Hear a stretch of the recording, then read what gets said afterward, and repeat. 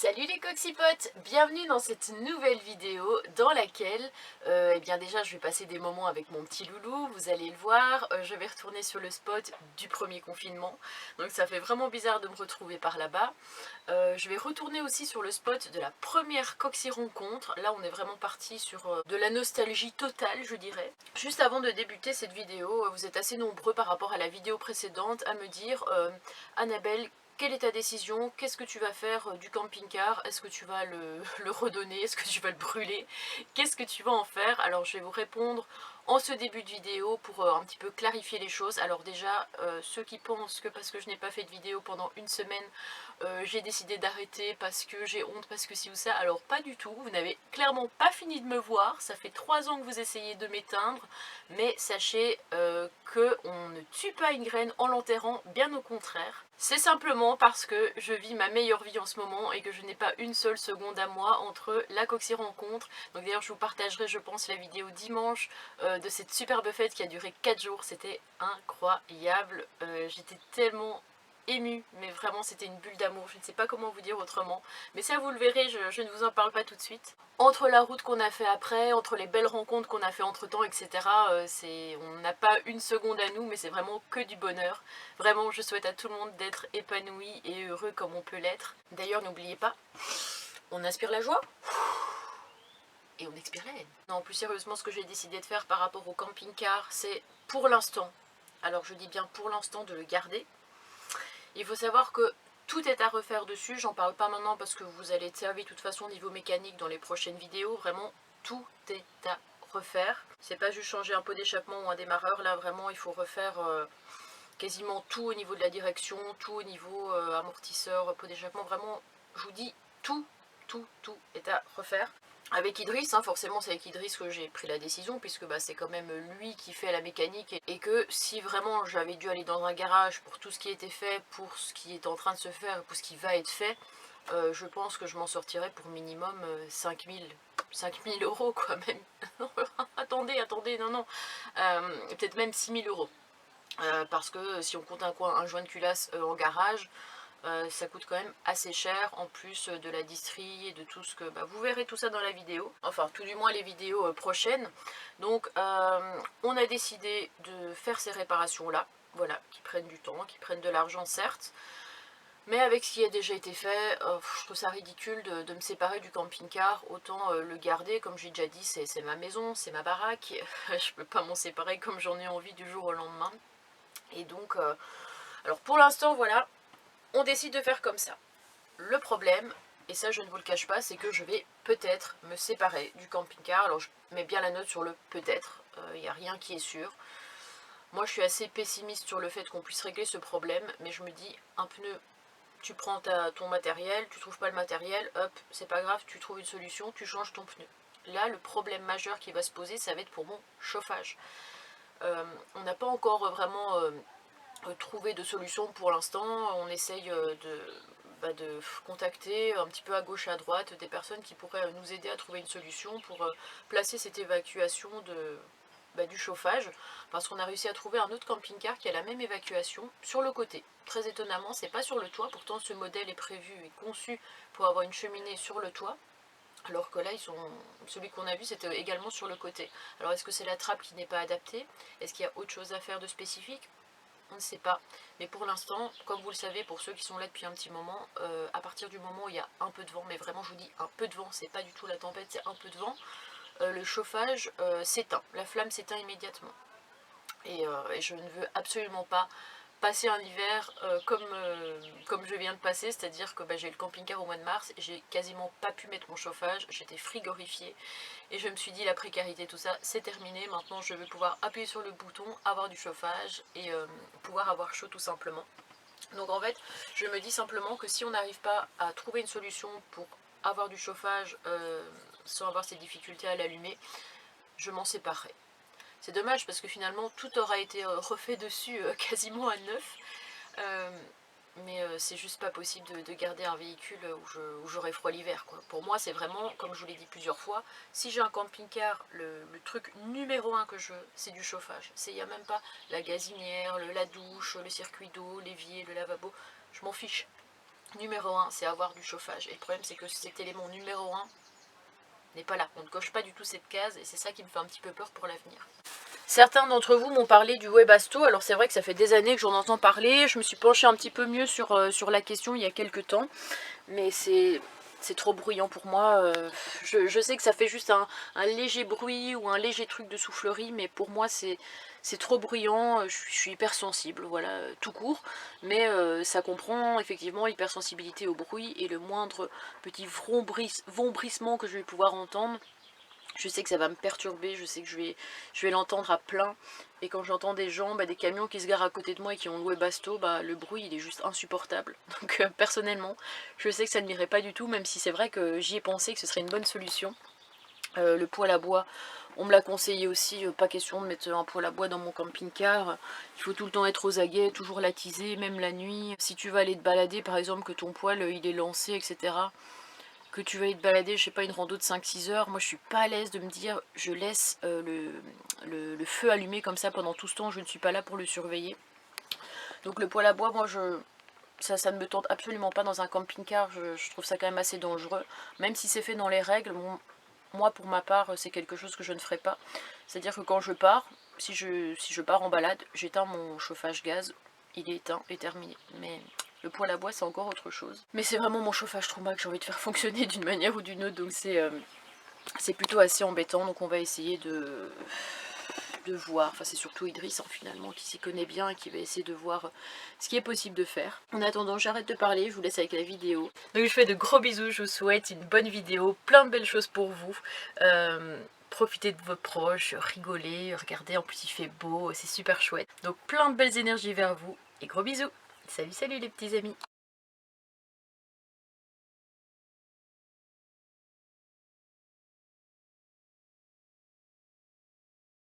Il y avait vraiment personne sur les routes, hein, si vous vous souvenez bien, le premier confinement, tous les magasins étaient fermés, tout le monde était chez lui. Et une fois que ce triste épisode était passé, avec Dan, on avait décidé quelques semaines plus tard de revenir ici, de se poser, parce qu'on avait trouvé ça assez calme. Sauf qu'en fait, on s'est aperçu que c'était un endroit de rencontre entre hommes, où il y avait des voitures qui arrivaient, et juste après, les deux hommes partaient dans la forêt là-bas. On avait d'ailleurs été se balader avec Dan, on avait trouvé des emballages un petit peu suspects avec des contenants un petit peu suspects. Hein, je ne dirais pas ça sur YouTube. Finalement, c'est aussi pour ça que je ne suis jamais revenue ici. Mais là, je suis partie du principe que comme la route est maintenant interdite aux voitures, qu'il y aurait certainement moins d'allées et venues. Et je me suis pas trompée parce qu'il y a eu quasiment personne. À part hier soir, il y a eu un petit papy pervers qui est passé avec sa camionnette. Il est passé à ras du camping-car au ralenti. Pas très rassurant quoi. Mais bon, personne n'est revenu en tout cas. Et justement, j'étais en train de me rappeler d'un truc, c'est que par là-bas dans la forêt avec Dan, mais c'est vraiment tellement vieux que je sais pas si vous en rappelez ou pas, mais on avait installé un grand fil à linge, une grande corde à linge comme ça pendant le confinement, et on avait mis notre linge à sécher là-bas à travers la brousse. C'était vraiment, c'était minimaliste. Donc voilà, c'était le petit souvenir du jour, petit moment de nostalgie. Non mais c'est quoi ce beans? J'étais tranquille dans mon lit, en train de penser à la vie, quand tout à coup, il y a des cyclistes qui passent sur cette route et j'entends ah ouais, regardez, la porte, c'est porte ouverte hein, dans la caravane. Et puis l'autre qui dit ah bah ouais, ça doit être payant. Non mais ça va ou quoi? C'est pas parce que je suis sur un spot où il y a des fois des rencontres, enfin on dirait qu'il n'y en a plus là actuellement, que forcément je suis une... hein? Oh, messieurs, un peu de tenue quand même, un peu de décence. Ouais, ça c'est ce que tu avais fait dans une vidéo. Tu avais fait l'acteur studio un matin où je t'avais filmé. La première nuit où tu avais dormi dans Jean-Jacques et je t'avais filmé, je t'avais dit alors, comment s'est passée ta nuit Aaron? Et puis là t'avais... l'acteur studio. Oh, alors que ça faisait 4 heures qu'il était réveillé. Ouais. Bien bonjour. Hein bonjour les amis, me revoilà avec maman. Ça faisait longtemps. Et sur YouTube aussi. Ça fait combien de temps? Ça fait 2 semaines. Ouais, à peu près. Ouais, à peu près 2 semaines.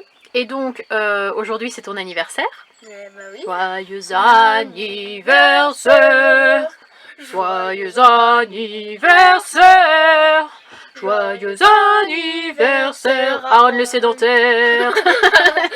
Joyeux anniversaire pour tes 13 ans. Pour mes 13 ans. Voilà. Comment te sens-tu maintenant que tu as 13 ans? Bah ça change rien quoi. Parce que ça faisait déjà un mois comme je disais que j'avais 13 ans. Ouais, c'est vrai que finalement on s'y est un petit peu habitué. Bah. Mais moi je m'y habitue pas parce que pour moi tu es encore mon petit bébé. Donc, bah oui, ça c'est vrai. Et donc, tu as reçu des cadeaux. Tu as reçu un drone. Un drone. Que tu as gardé chez papa. Tu l'as pas amené avec, donc ça on ne pourra pas le montrer. Non. Mais c'est ce que tu avais envie. Et puis, tu as reçu aussi un Rubik's Cube. Attends, je vous le sors. Hein. Mais pas n'importe lequel. C'est un Rubik's Cube spécial, dans le sens où il peut le tourner méga vite, contrairement au... Il peut s'écarter, donc c'est un vrai speed celui-là. Parce qu'il peut beaucoup s'écarter. Et Aaron, c'est vraiment, il kiffe les casse-têtes, les Rubik's Cube, tout ça. Il est passionné par ce genre de trucs. Et en plus, tu te débrouilles bien, en prime. Et tu as même, si tu veux montrer ta petite feuille. Oui. Regardez. Et tout ce que je vous montre, c'est tout ce que je dois connaître par cœur. Voilà. Tout ça, plus un peu derrière. Et c'est apparemment des codes pour savoir terminer le Rubik's Cube. Mais écoute, je suis contente de t'avoir avec moi pour ces 4 jours, mon petit chat. Moi aussi. Et puis, comme je disais, on s'est fait un petit apéro. Petit apéro. Voilà. J'ai pas encore terminé de tout tartiner. Par contre, je pense qu'on a quand même eu les yeux un peu plus gros que le ventre. Déjà qu'on a le fouet à manger ici. On a les petits trucs comme ça au poivre enroulé, le fromage enroulé. On a du tzatziki avec des blinis. Aaron a voulu manger des roll mops parce qu'au magasin il m'a dit « Ah, ça me rappelle mon enfance ». Bah oui, Il me dit ça comme s'il avait 40 ans le gars, tu vois, alors que voilà, il a 13 ans. Mais c'est vrai que ça faisait longtemps que j'en avais pas acheté. Des petits roll mops comme ça, donc je les ai coupés en morceaux, un peu à l'arrache. Et puis j'avais pris aussi de la tartinade comme ça, thon au chorizo. Plus des mogu mogu. Mogu mogu. Et ça, il faut savoir que c'est un truc, c'est quand même assez rare de trouver ça en France. Enfin, avant, c'était rare, alors que maintenant... On en trouve partout. Même à Leclerc. Donc, dès que j'y vais, je me prends mon petit mogu mogu. Vous savez tout, nous, on va continuer de préparer l'apéro, de toaster les toasts, si je puis dire. Ouais. Et puis, on s'est trouvé un bon petit spot. Je vous montre tout ça après. Allez, on mange ou quoi? Bah oui. Allez. Autant vous dire qu'il reste plus grand-chose, hein. Là, on s'est fait carrément péter le bide, si je puis dire. Regardez avec son morceau de bide. Par contre, est-ce que... Oula, malheureux. Quoi? Est-ce que je peux savoir ce que tu viens de manger? T'as mangé quoi avec les roll mops? Il y avait quoi dedans? Les oignons. Ouais, quoi d'autre? Les cornichons. J'ai mangé des cornichons. Et tu es fière de dire ça alors que tu sais que le cornichon masqué regarde nos vidéos? Oh non, tu m'as fait dire ça pour ça! Ah oui! Oh non! Bah là, il y a la preuve en image que tu as mangé des cornichons. Ne regarde pas cette vidéo, le cornichon masqué. Tu sais bien que Didier ne peut pas regarder les vidéos de toute façon. Donc Écoutez. Non. Bah ouais, ne clique pas sur cette vidéo. Je suis très désolée d'avoir dit ça. Tu as mangé ses congénères, tu te rends compte? Je ne sais pas s'il te pardonnera, vraiment, j'ai un doute. J'espère. Et donc, en dessert, parce que toi, tu avais déjà mangé quelques gâteaux avant de venir. Ouais. Donc je me suis dit, une fois qu'on aura mangé tout ça, est-ce qu'on aura encore faim pour un grand gâteau, un grand bazar? Aaron a choisi, avec l'aide de sa mère, des choux à la crème. Voilà. Petit chou à la crème. Pourquoi tu dis ça comme ça? T'es chelou. C'est toi qui as dit ça à Nani tout à l'heure. Ah oui, j'ai dit... Alors, ma petit chou à la crème. J'ai dit, n'écrase pas les... Non, j'ai dit ça comment? N'écrase pas les choux à la crème, hein, mon petit chou. Oui, c'est vrai, j'ai dit ça comme ça. Bon, on se moque pas. Et donc voilà, et on va essayer aussi de pas trop manger parce que demain, nous allons... Au restaurant. Voilà, et Aaron a choisi le restaurant où il voulait aller, qui est un... restaurant chinois à volonté. Voilà. Qui s'appelle Au Ciel et il se trouve à Flers. Voilà. C'est pas un partenariat ou quoi ou une pub, c'est... Voilà, Aaron qui était, il a bien aimé. On va aller là-bas demain midi, et puis je vais vous montrer parce que... j'ai fait un espèce de petit planning, ça je vous l'ai pas dit, mais quand j'avais pas encore Aaron, il y a à peu près une semaine de ça, eh bien j'ai noté ce qu'on allait faire, tout ça. Donc là on est vendredi, on a fait les courses pour l'apéro, on a acheté les gâteaux et on dort à la Ferrière aux Étangs. Demain on se réveille tranquillou, à midi on va à Flers manger notre petit resto chinois comme prévu, et ensuite on va à Clécy qui se trouve dans la Suisse normande, pas très loin de Caen je crois. Et il y a une belle balade avec le viaduc, c'est une petite balade nature, c'est super sympa. Ensuite dimanche, on se réveille, on part jusqu'à Briouze où on va visiter un marais. Enfin j'habitais juste à côté avant, j'y suis jamais allée. On va certainement dormir là-bas, et si c'est trop bruyant, je vais trouver un autre spot ailleurs.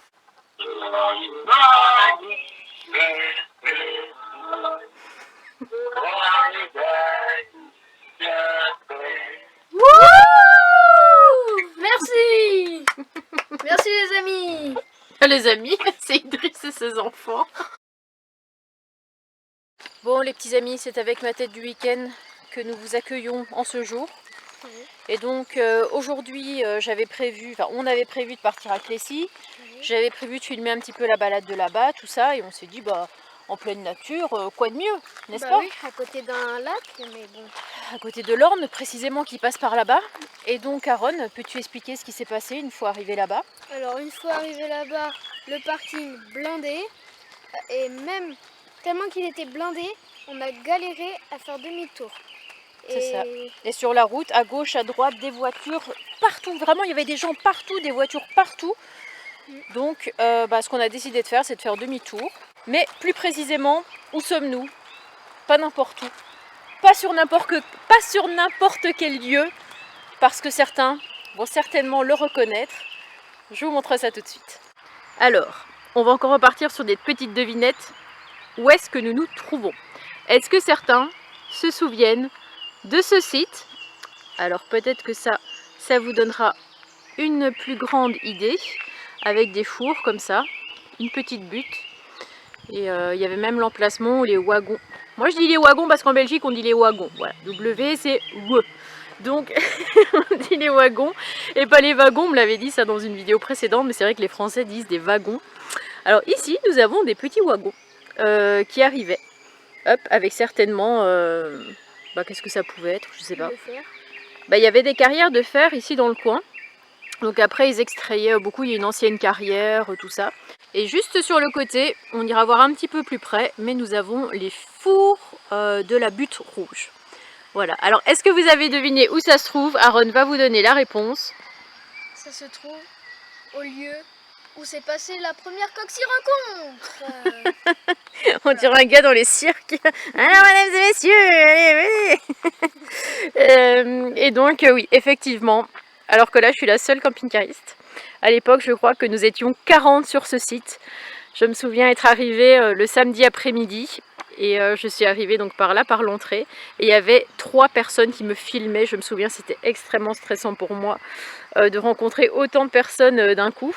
Parce que même si vous me voyez en vidéo où je parle et où j'ai aucun problème pour m'exprimer, où j'ai de l'aisance ou machin, sachez quand même que je suis quelqu'un d'extrêmement timide et que quand je vous rencontre, peu importe où, que ce soit prévu ou imprévu, je suis toujours la plus gênée.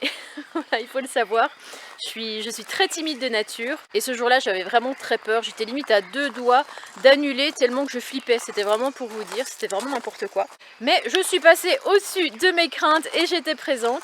Je me souviens m'être garée ici et il y avait déjà plein de camping-cars comme ça tout le long, enfin des vannes, des camping-cars. La Goélette Family, je me rappelle, c'était mise ici. Il y avait un grand camion et plein de camping-cars et qui arrivaient les uns après les autres. Et je me souviens être descendue de Gérard et il y avait tout le monde qui me parlait en même temps, tout le monde qui me filmait et j'étais gênée. Après ça reste l'un des meilleurs souvenirs de ma vie, vraiment c'est même passé trop vite ces 2 jours là. Que des bons souvenirs, je me souviens, il y avait eu de la danse, comment est-ce qu'elle s'appelait, Sylvie qui avait dansé avec sa fille. Le soir on avait fait un feu, si je me souviens bien, on avait fait un barbecue, on avait Lola qui avait chanté je l'aime à mourir, voilà, ça m'avait marqué, j'avais eu les larmes aux yeux ce jour-là.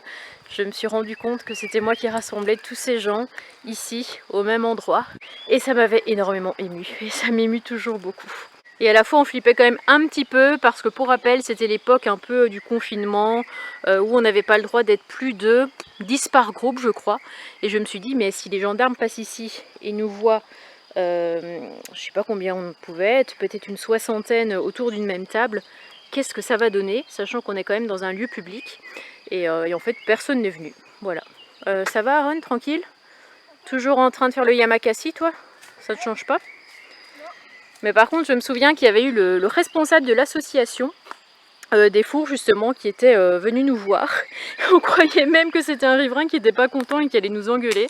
Et en fait non, il est arrivé très timide et très gentil pour nous dire est-ce que vous pourrez faire des photos du site et puis après de vous sur le site avec tous les camions et puis me l'envoyer. Comme ça montrera que des personnes essayent de faire vivre le site, etc. en s'y rendant, en organisant des événements, etc. etc.